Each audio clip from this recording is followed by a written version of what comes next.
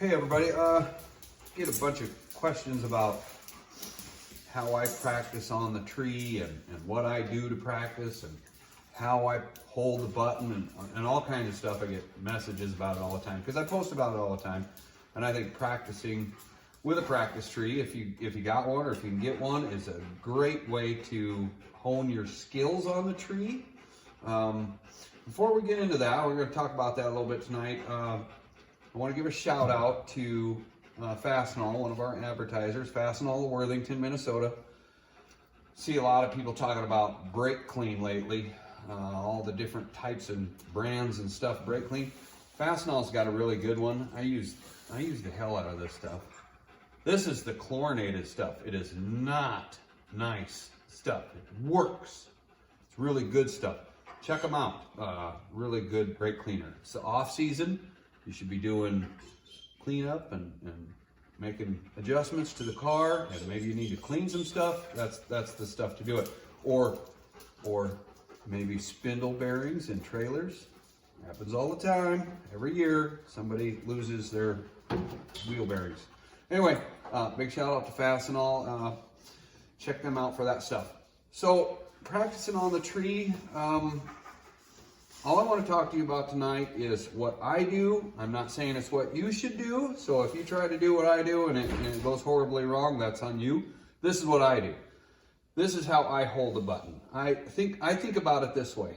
Your brain already knows the fastest way to get your hand off of something.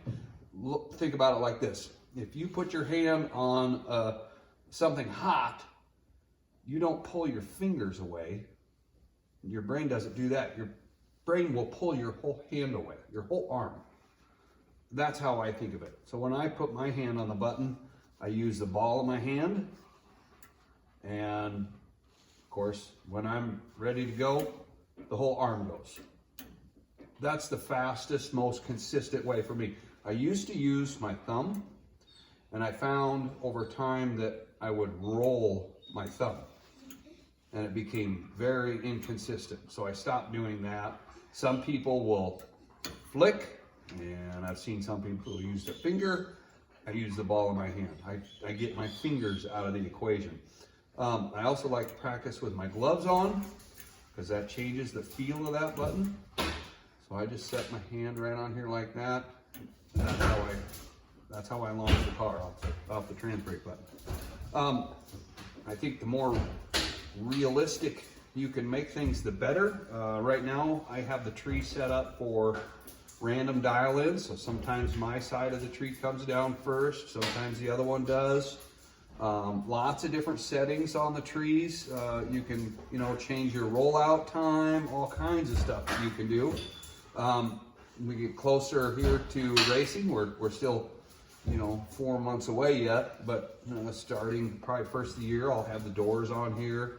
I'll start wearing my helmet and make things more realistic like it would be at the track. And I think that makes a big difference too. Your helmet on will change a lot of things too, just your vision of the tree and whatever. So anyway, this is just a short rundown of how I launch the car. This is how I do it at the track. This is how I do it, of course, on the practice tree with the ball of the hand.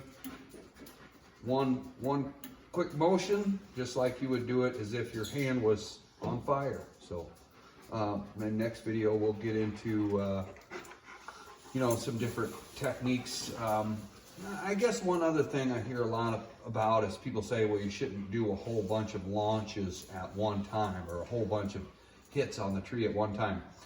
I both agree and disagree with that. We're talking about muscle memory. That's kind of a bad term, but that's a whole other thing.